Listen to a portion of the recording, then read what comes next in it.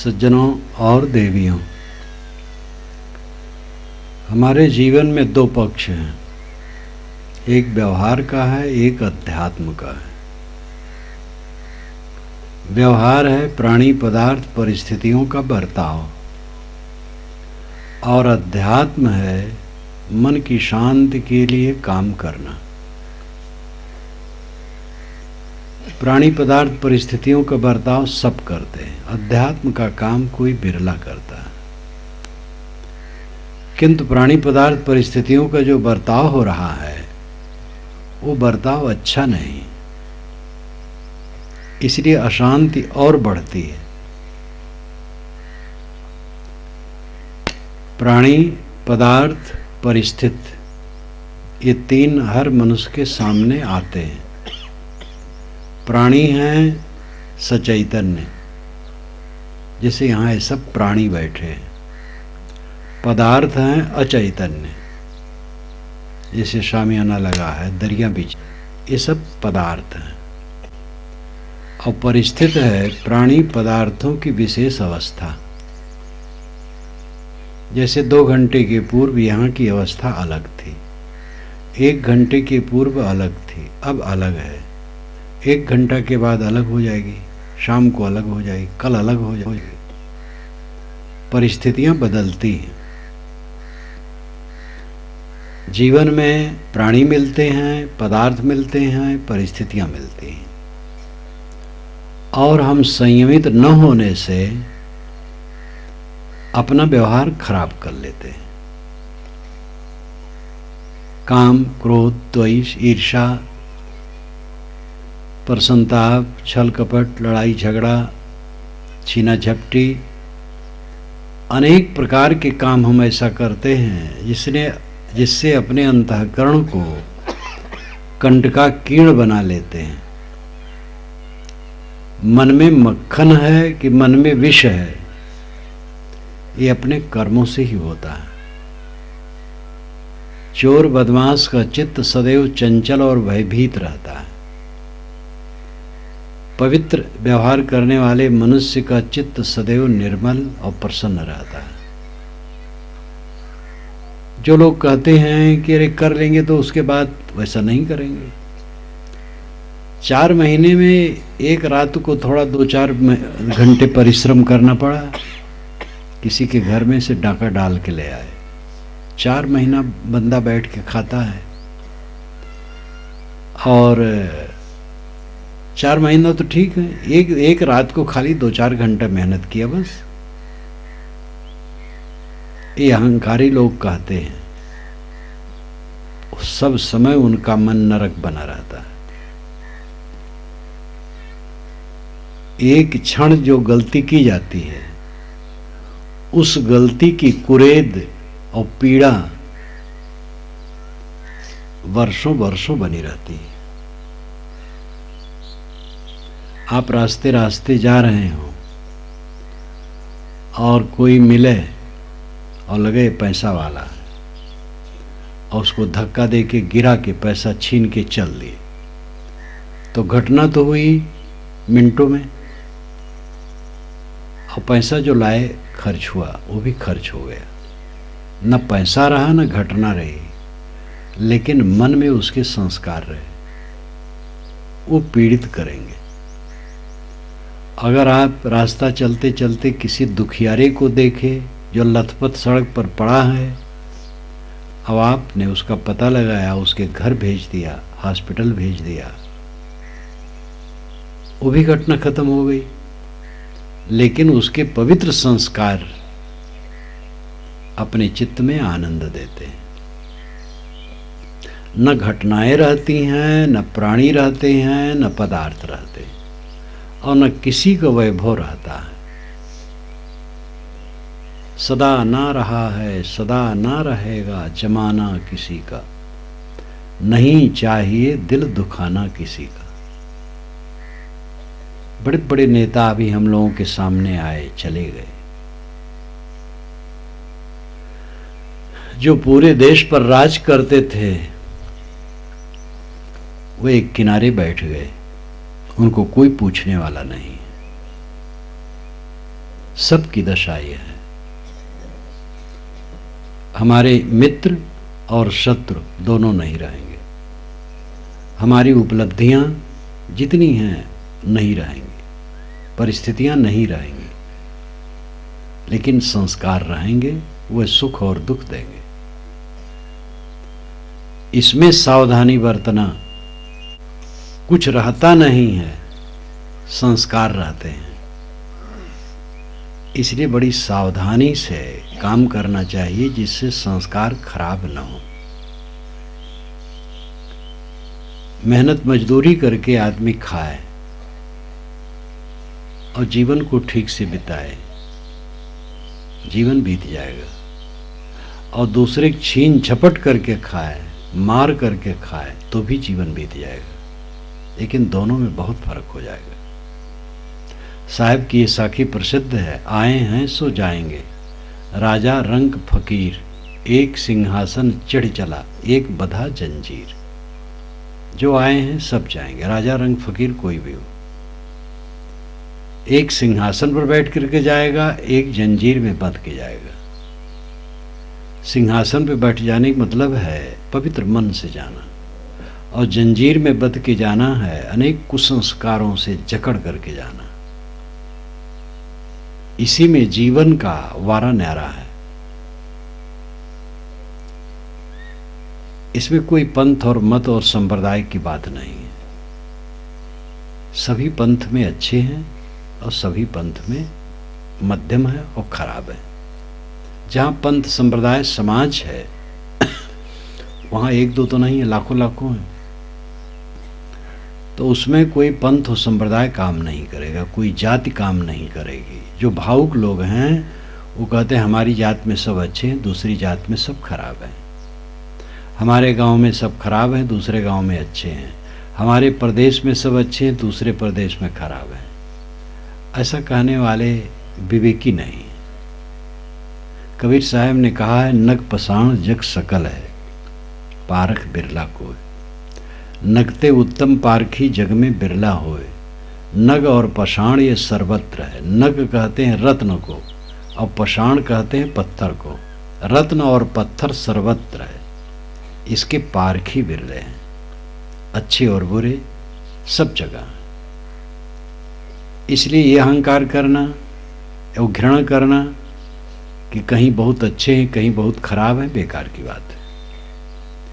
किसी संप्रदाय में कोई दीक्षित हो गया हो तो वहाँ सब अच्छे अच्छे हैं और दूसरे संप्रदाय वाले सब बुरे बुरे हैं, ये तो बिल्कुल ही बेअकली बात है। भीड़ जहाँ है वहाँ अच्छे बुरे सब होते हैं। अपने को अच्छा बनाना है। हर जीव का संबंध उसका अपने से है। आप जब भोजन करेंगे तो आपकी भूख जाएगी, पानी पिएंगे तब प्यास जाएगी, सोएंगे तो नींद मिटेगी, औषध लेंगे तो रोग दूर होगा। दूसरे की औषध लेने से आपका रोग नहीं दूर होगा। अपने को संभालो, सारे व्यवहार में विवेक से जियो। पति पत्नी का व्यवहार मधुर होना चाहिए। मधुर का मतलब विषयासक्ति और लंपटता नहीं। मधुर का मतलब है एक दूसरे के लिए सहयोग, एक दूसरे के लिए मीठा बर्ताव, मीठी वाणी। माता पिता के साथ आदर बुद्धि, सेवा बुद्धि। आप भी कुछ दिन में माता पिता होंगे, आप भी बूढ़े होंगे, आपको भी जरूरत पड़ेगी। बूढ़ों का आदर आप नहीं करेंगे तो आपके बच्चे कुछ दिन में वही आपके साथ व्यवहार करेंगे। एक स्त्री थी बड़ी तेज तर्रार, बलवान, 40 वर्ष की उम्र, स्वस्थ शरीर, बड़ा घमंड। उसने अपने पति को कहा, देखो ये तुम्हारे पिता दरवाजे पर बैठे थूकते रहते हैं, खांसते रहते हैं, अच्छा नहीं लगता है। इनको घर के पिछवाड़े जहाँ पशु रहते हैं टाटी घेर करके कमरा बना दो, वहीं खाट डाल दो, वहीं थूका करें। पति ने कहा, पिता का बनवाया घर है, पिता की अर्जित की संपत्ति है, पिता ने मुझे पैदा करके पाला पोसा है, पिता का इतना तिरस्कार करेंगे गांव वाला क्या कहेगा। तो कहे तो फिर पिता को लेकर रहो, मैं नहीं रहती। क्या करे बेचारा। कई बार जवान पिसते हैं दोनों के बीच में। फिर वैसे किया, गौशाला की तरफ टाटी घेर के एक कमरा बना दिया और खाट डाल दी और कहा, पिताजी आप यहाँ रहें, वहाँ लड़के बच्चे आपको परेशान करते होंगे, यहाँ निश्चिंत रहेंगे। बूढ़ा कुछ कह नहीं सकता, चुप बेचारा। 4 दिन के बाद पत्नी ने कहा कि जब ये बूढ़े को भोजन देती हूँ तो देखती हूँ इसके लार टपकती है, आंखों से पानी आ जाता है, कभी नाक से पानी आ जाता है, तो थाली मांजने का मन नहीं होता है।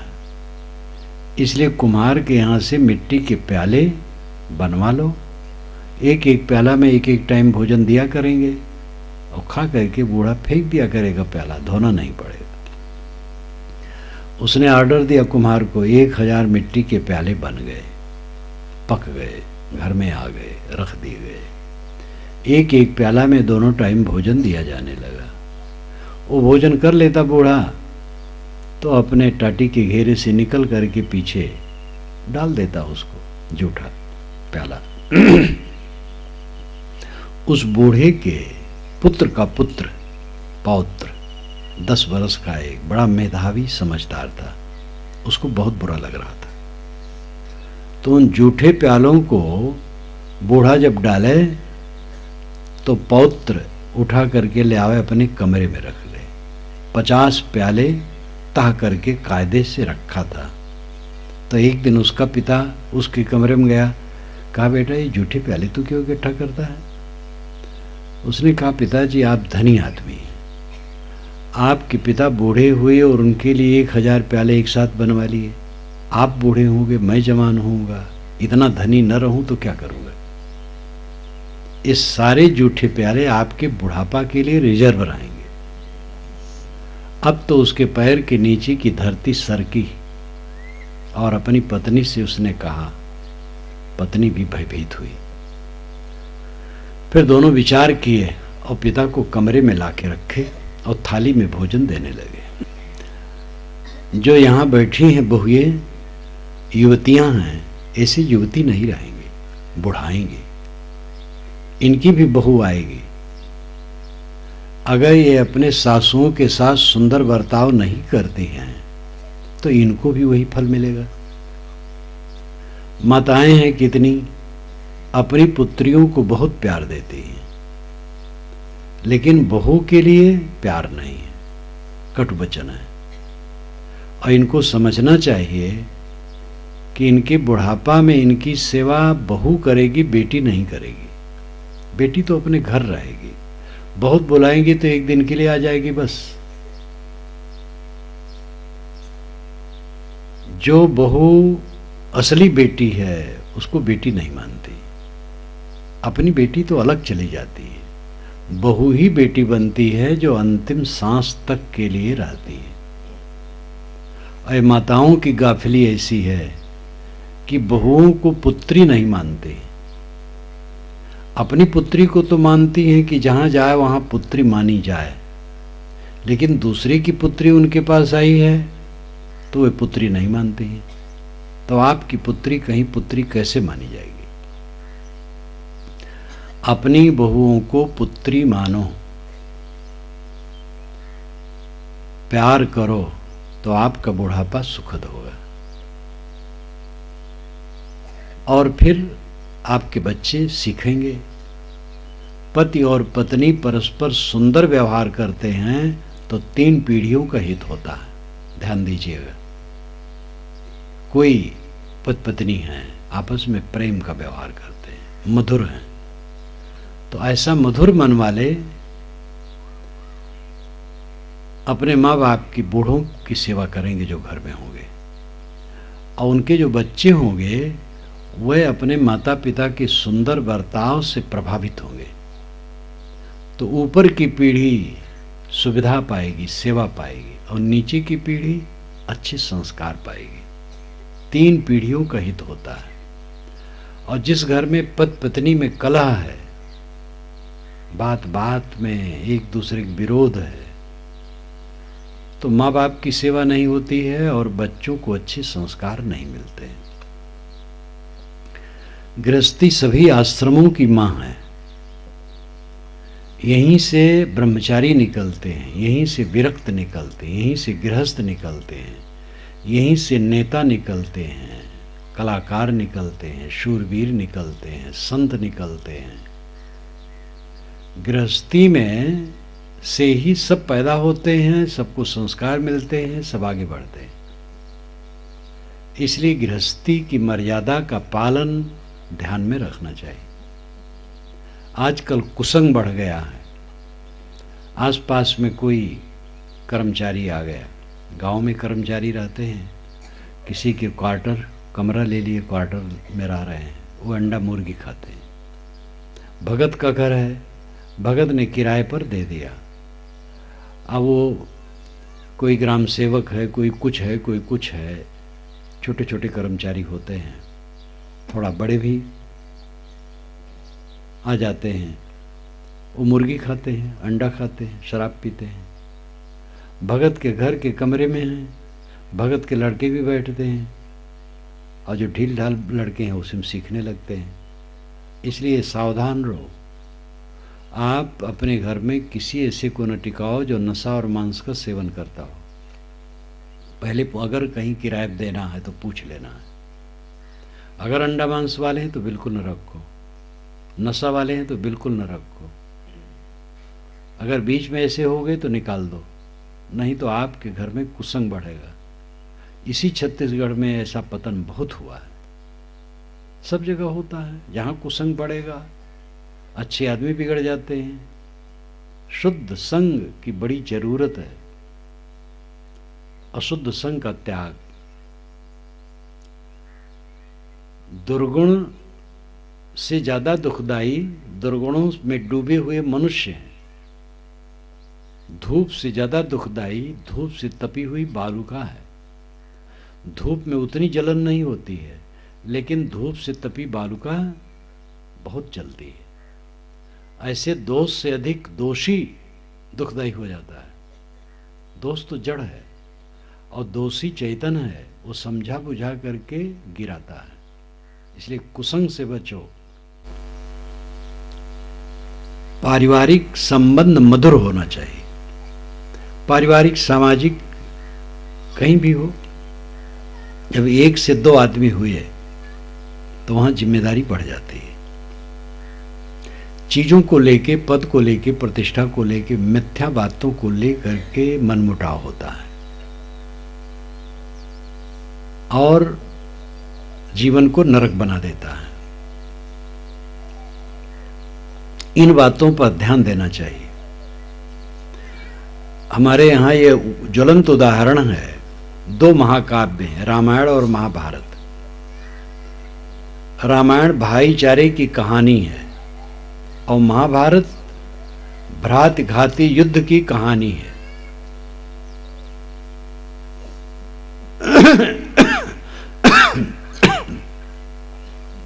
राम ने राज पाया लेकिन विघ्न पड़ा तो उसको तृण के समान त्याग करके चल दिए। वे चाहते राज तो रुक जाते, फिर उन्हीं का राज्य होता, लेकिन तृण के समान त्याग करके चल दिए। भरत को राज्य मिल गया था लेकिन उसका भोग वो नहीं किए, राम के चरणों में चढ़ा दिए। नहीं वो लौटे तो उन्होंने केवल सेवा की, भोग नहीं किया। इस प्रकार राम और भरत के बीच में अयोध्या का राज कंदुक बन गया, गेंद। दोनों ने ठुकरा दिया। ये ऊंचा आदर्श है।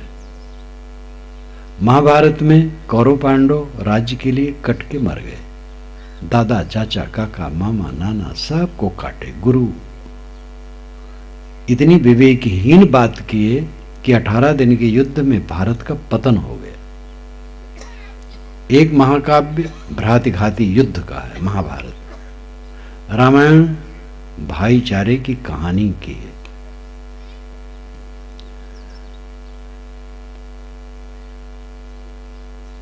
वस्तुओं की मात्रा कितनी है घर में, कितने लोग हमें जानते हैं, कैसे पद में हैं, क्या है, इसका मूल्य नहीं है। व्यवहार कैसा है, व्यवहार से चित्त शुद्ध होता है।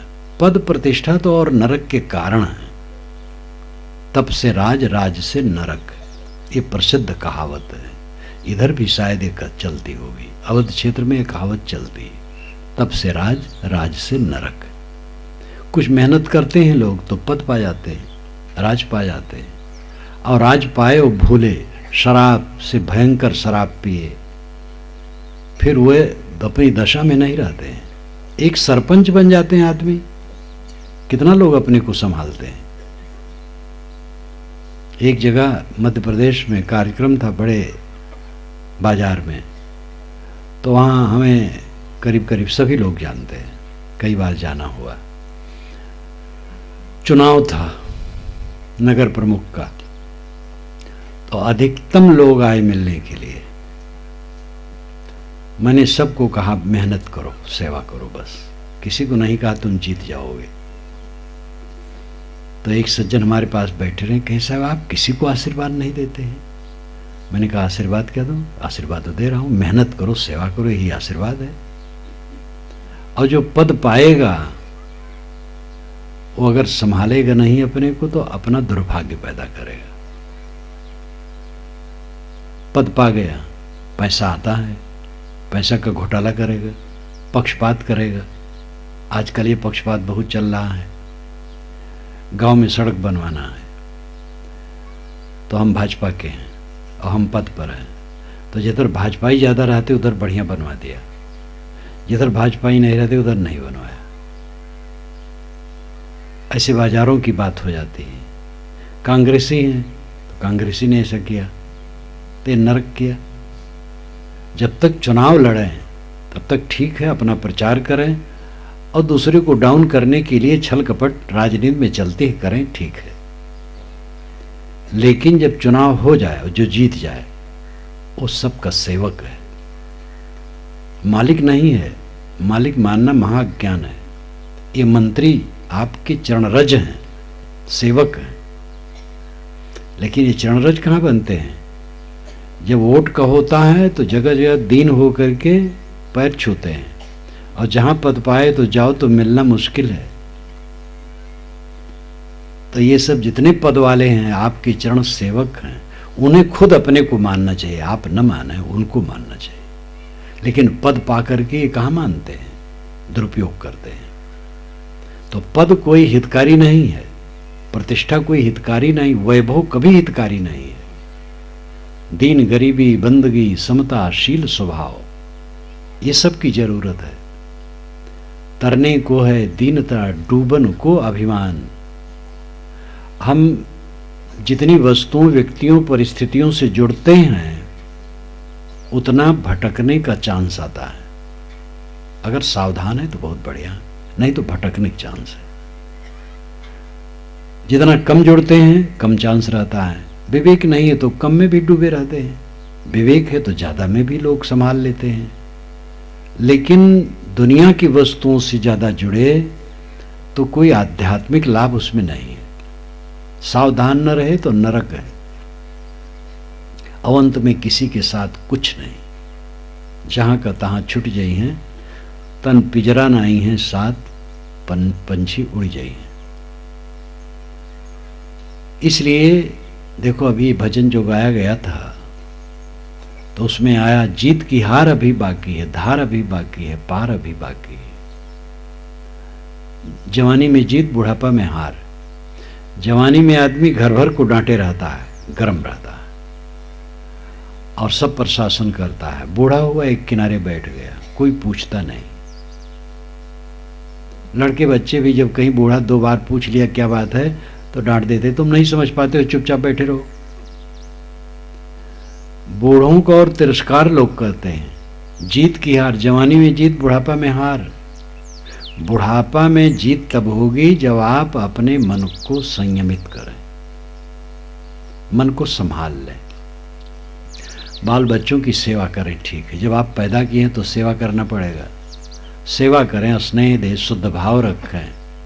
वे जवान हो गए, काम धंधा उनको सौंप दें, वो काम करें।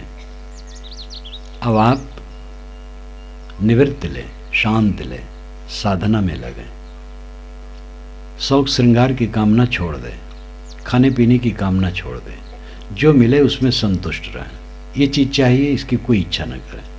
जो खाने को मिल जाए खा ले, जो पहनने को मिल जाए पहन ले, और बाल बच्चों द्वारा सत्कार मिले धन्यवाद दे, कदाचित तिरस्कार मिले तो भी धन्यवाद दे।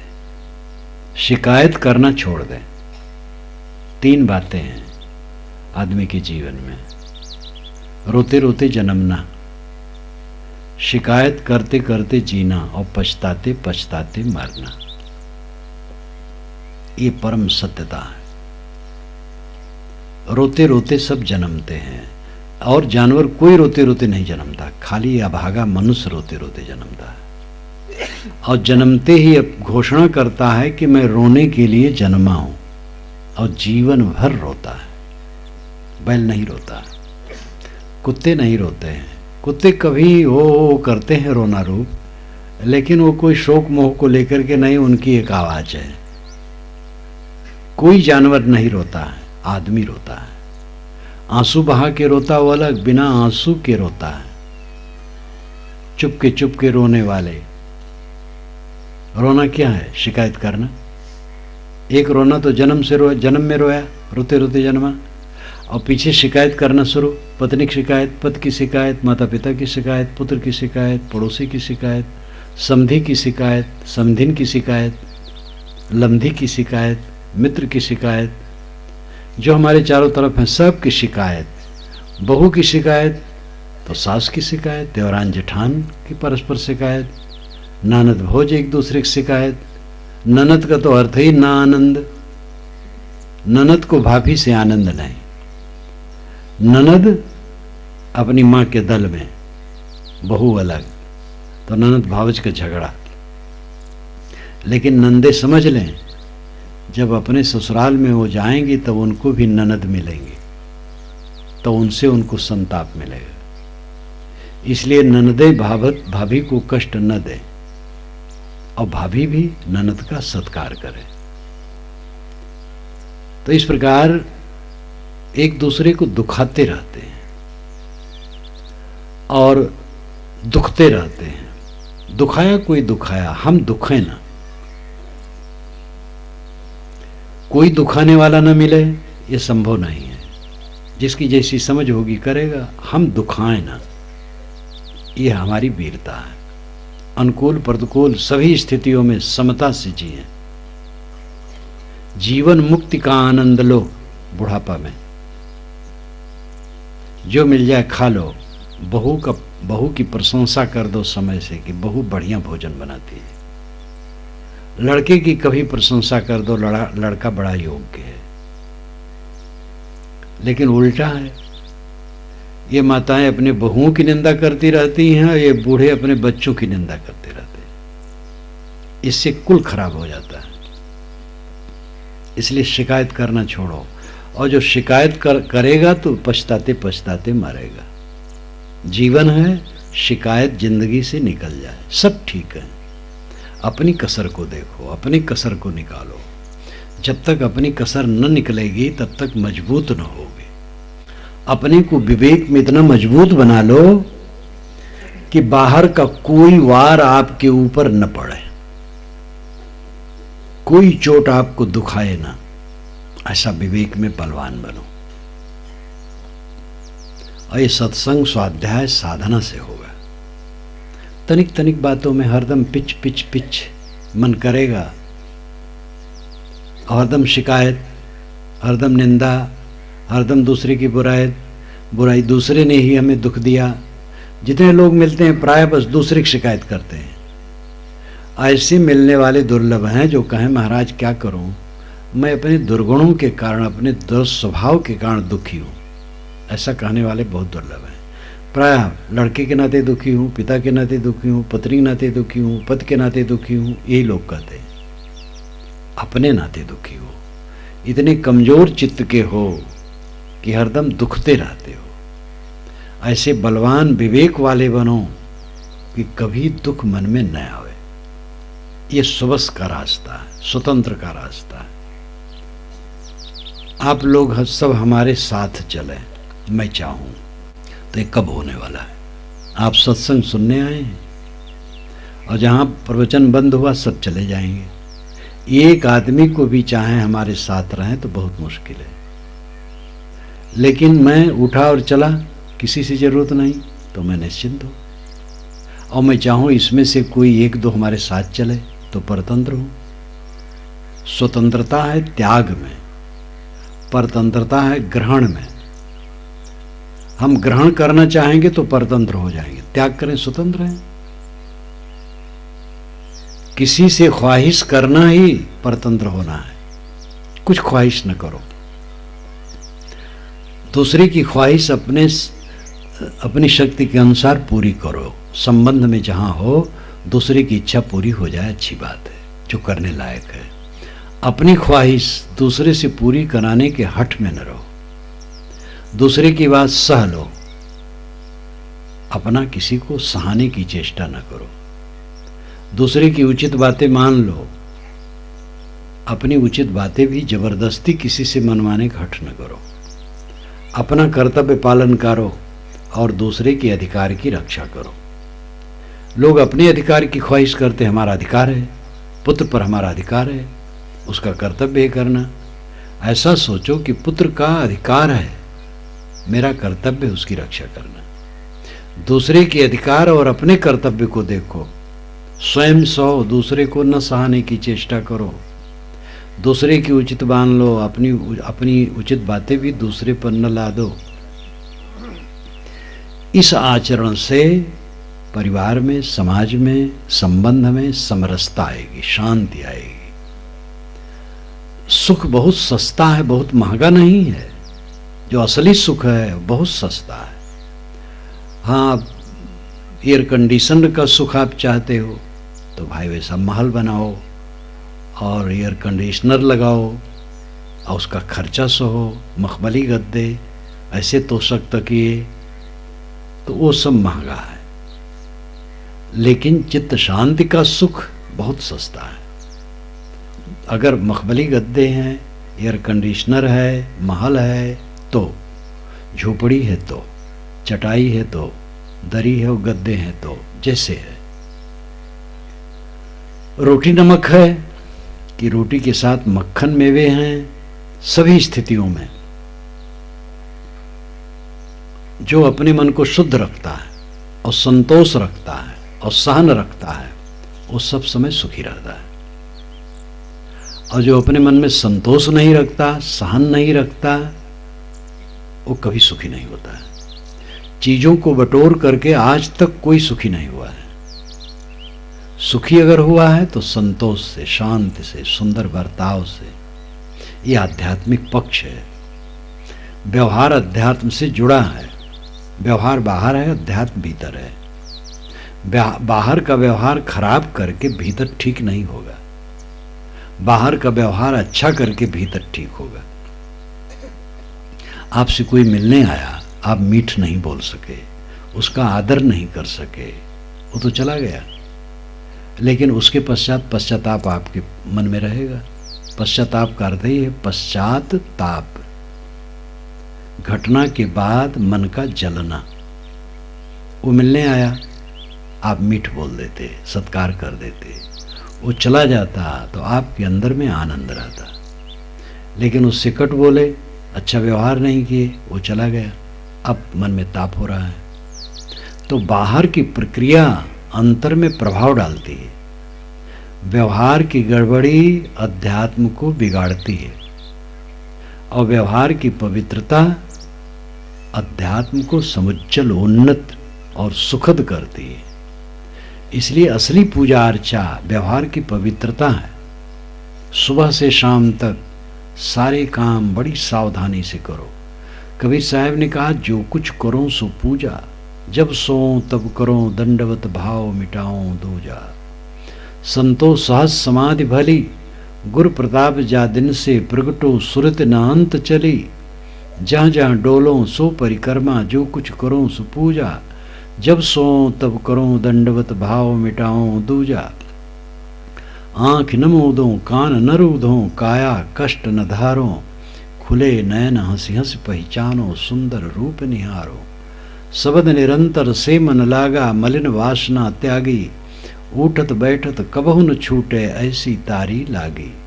कहत कबीर सहज या रहनी सो प्रगट करि गाई। सुख दुख से कोई परे परम पद सो पद है सुखदाई। पूरा जीवन पूजा बन गया, पूरी क्रियाएं पूजा बन गई। हल चलाना, धान काटना, धान वसाना, भोजन पकाना, नाली साफ करना, सब पूजा बन गया। पवित्र मन से किया गया काम सब पूजा बन जाता है। और गंदे मन से पूजा करना भी पवित्र नहीं बनता। इसलिए पूरे जीवन को पूजा बनाओ। व्यवहार पवित्र होगा तो अध्यात्म की सफलता होगी। जहां हम लोग बैठे हैं, यहां बीज बो दिया जाए धान, तो न उगेगा न कुछ होगा। धान के बीज या गेहूं के बीज, किसी के भी बीज बोने के लिए जमीन की कमाई की जाती है। उचित कमाई करने के बाद ऋतु आने पर बीज डालने से तब उसमें सफलता होती है। ऐसे हमारा अंतःकरण खेत है, इसकी कमाई करने के बाद तब ज्ञान के बीज इसमें काम करते हैं। अंतःकरण निर्मल बनाओ, कोमल बनाओ, मधुर बनाओ, मीठा बनाओ। जाति, वर्ण, संप्रदाय, देश, क्षेत्र, प्रदेश का भेदभाव मिटा करके मानव मात्र के साथ प्रेम और जीव मात्र के साथ करुणा। मानव के अलावा भी जीव हैं, उन पर भी करुणा रखो। इस प्रकार पूर्ण अहिंसा और दया को लेकर के जब जीवन का व्यवहार संपादित होगा तो अध्यात्म अपने आप बनेगा। आत्मा परमात्मा है, परमात्मा कहीं बाहर नहीं। कोई बाहर से परमात्मा किसी को मिलता नहीं है। अंदर में ही बैठा हुआ आत्मा परमात्मा है। न परमात्मा पाना है न मोक्ष पाना है। कूड़ा कचड़ा दूर करना है।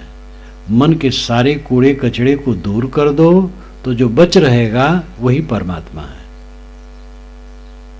सारी गंदी चीजों को हटा दो, स्वच्छ चीज रह गई, वही परमात्मा है।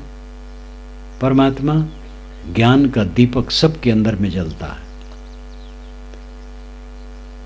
अष्टाचक्रानों द्वारा देवानाम पूर्योध्या तस्याम हृदय कोशः स्वर्गो ज्योति सावरता है। यह वेद का मंत्र है। 8 चक्र 9 द्वार वाली देवताओं की अयोध्यापुरी यह शरीर है। और इसमें सोने का खजाना है जो ज्योति से आवृत है और वहीं स्वर्ग है। ये इसका अर्थ है।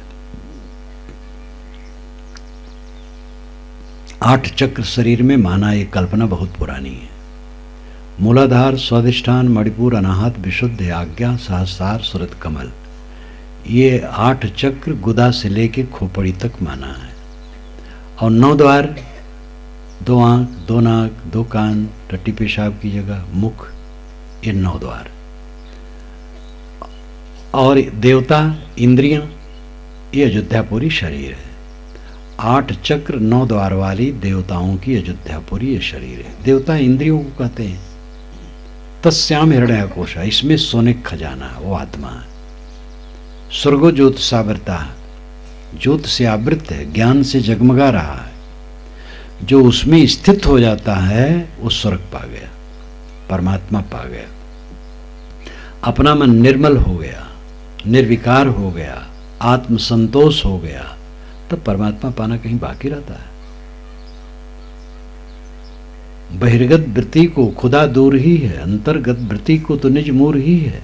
श्री निर्मल साहब नाम के एक संत हुए पारक सिद्धांत में, बड़े तार्किक और बड़े मेधा संपन्न। बहिर्गत वृत्ति को खुदा दूर ही है। जिसकी वृत्त बहिर्गत है, जिसका मन बाहर लिपटा है, उसके लिए खुदा दूर है। और अंतर्गत वृत्ति को तो निज मूल ही है। जिसकी वृत्ति अंतर्गत हुई, अंतर्मुख हुई, तो निज मूल आत्मा परमात्मा है। तो इसलिए परमात्मा खोजने की आवश्यकता नहीं, आप परमात्मा स्वरूप हैं। जरूरी है जो विकार हैं उनको निकालो। विकार निकालते नहीं, परमात्मा खोज रहे हैं। अब ऐसे गुरु मिलते हैं हमारे यहाँ, आ जाओ हमारे गुरु से मिलो, बस परमात्मा मिल जाएगा। एक ने एक से कहा कि आप गुरु किए? कहे हाँ किए। तो कहे परमात्मा के दर्शन कराए? कहे नहीं कराए। कहे तो हमारे गुरु के पास आ जाओ, दर्शन करा देंगे।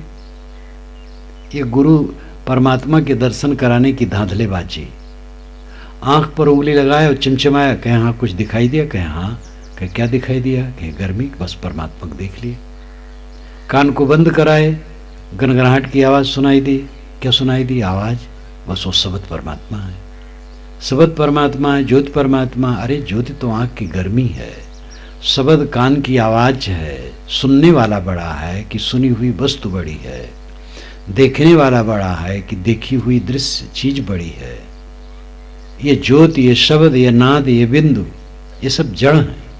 जो देखने सुनने समझने वाला है वो चेतन आत्मा श्रेष्ठ है। ये चेतन आत्मा ही परमात्मा है। इसको पाना नहीं है क्योंकि ये कभी छुटा ही नहीं है। एक युवक ने एक बार मुझसे पूछा कि महाराज परमात्मा कब मिलेगा? तो मैंने कहा परमात्मा की बिछुड़ने की तारीख तुम बताओ तो मिलने की तारीख मैं बताऊं। तो कुछ नहीं बता पाया। परमात्मा बिछुड़ा हो तो मिलने की बात है, वो बिछुड़ा ही नहीं है। हमारा मन ही दुनियादारी में लिपटा है तो परमात्मा का अनुभव नहीं होता है। जरूरी है मन के मैल को धो, जिससे हमारा जीवन स्वर्ग में दिव्य बने, तो अंदर स्वर्ग घटित होगा। आपको धन्यवाद देते हुए मैं अपनी वाणी को विराम देता हूं।